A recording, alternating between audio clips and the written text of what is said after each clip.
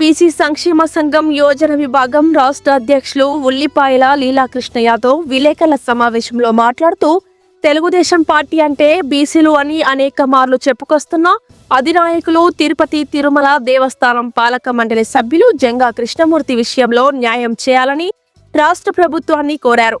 Janga Krishnamurthy BC నాయకులుగా 40 సంవత్సరాలుగా మంచి పేరు కలిగిన వ్యక్తి. అటువంటి వ్యక్తి మనోభావాలు దెబ్బతినే విధంగా చేయడం మంచిది కాదని భావిస్తున్నాము. జంగా కృష్ణమూర్తి విషయంలో రాష్ట్ర ప్రభుత్వ నేతలు పునరాలోచించి మంచి నిర్ణయం తీసుకోవాలని ప్రభుత్వాన్ని కోరారు. సంక్షేమ సంఘం తరఫున రాష్ట్ర ముఖ్యమంత్రి వర్యులు నారా చంద్రబాబు నాయుడు గారికి విజ్ఞప్తి చేస్తూ ఉన్నాము. రాష్ట్రంలోనే అత్యధిక ఆదరణ కలిగినటువంటి బీసీ నాయకుడు జంగా కృష్ణమూర్తి గారి యొక్క టీటీడీ బోర్డు మెంబర్ అయినటువంటి జంగా కృష్ణమూర్తి గారి యొక్క సబ్జెక్ట్ ఏదైతే ఇప్పుడు జరుగుతూ ఉందో దాని మీద పునరాలోచన చేయాలి. చంద్రబాబు నాయుడు గారు ముఖ్యంగా తెలుగుదేశం పార్టీ అంటే బీసీలకి పెద్దపీట వేస్తారనేది అటు మీరు చెబుతూ ఉంటారు, అనేక సందర్భాల్లో కూడా మీరు చెప్పినటువంటి పరిస్థితులు. కాబట్టి మిమ్మల్ని విమర్శించే ఉద్దేశమో లేదా మీరు చేసింది తప్పనో ఇవన్నీ పక్కన పెడితే మా యొక్క బీసీ నాయకుడికి, మా జంగా కృష్ణమూర్తి యాదవ్ గారికి, ఒక బీసీ సామాజిక వర్గం బలమైనటువంటి యాదవ కులం నుంచి అంచెలంచెలుగా చాలా చిన్న స్థాయి నుంచి గత 40 సంవత్సరాల రాజకీయ చరిత్ర ఆయనది. మీకు కూడా తెలుసు జంగా కృష్ణమూర్తి గారి యొక్క వ్యక్తిత్వం ఏమిటి, ఆయన ఒక రాజకీయ ప్రయాణం ఎటువంటిది అని చెప్పి.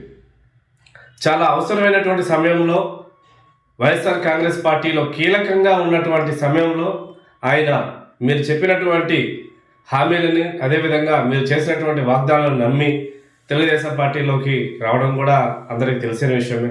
ఇటువంటి సందర్భాల్లో బీసీ నాయకులైనటువంటి జంగా కృష్ణమూర్తి గారికి జరిగినటువంటి ఒక అన్యాయం అది ఒక పెద్ద సమస్య కూడా కాదు.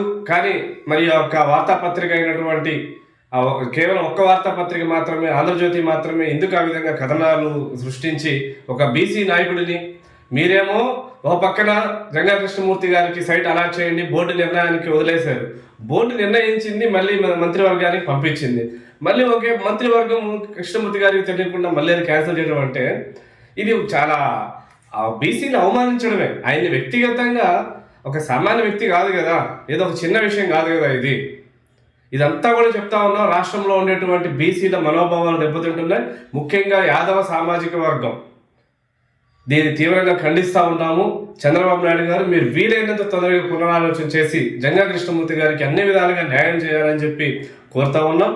జంగా కృష్ణమూర్తి గారు ఏదైతే టీటీడీ బోర్డు మెంబర్గా సభ్యత్వానికి రాజీనామా చేయడానికి సిద్ధపడ్డారు అంటే మీరు దీంట్లో ఉన్నటువంటి మనస్తాపాన్ని ఒకసారి మీరు గుర్తు తెచ్చుకోవాలి. ఎందుకంటే టీటీడీలో ఒక బోర్డు మెంబర్గా అవకాశం రావడం అంటే తన జీవితం ఒక మనిషిగా ఈ భూమి మీద ఒక మనిషిగా పుట్టినటువంటి ఏ వ్యక్తి కూడా ఆ అవకాశాన్ని వదులుకునేటువంటి పరిస్థితి ఉండదు.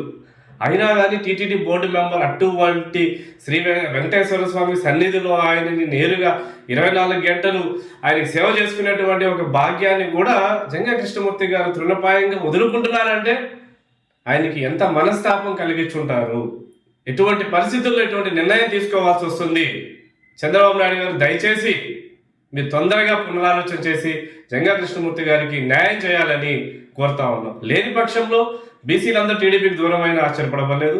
జంగా కృష్ణమూర్తి గారు అంటే ఏదో ఒక వ్యక్తి కాదండి, ఆయన ఒక బీసీ సామాజిక వర్గం పరంగా పార్టీలు ఏమైనా కావచ్చు, బీసీల అభివృద్ధి కోసం అనేక కార్యక్రమాల్లో జంగా కృష్ణమూర్తి గారు ఎప్పుడు ముందుంటారు. ఒక బీసీ నాయకుడిగానే మేము ఈ సబ్జెక్ట్ను కూడా మేము ముందుకు తీసుకొని వస్తున్నాం. ఆయనకి న్యాయం చేయాలని చెప్పి సీమాంధ్ర బీసీ సంక్షేమ సంఘం తరఫున కోరుతా ఉన్నాం.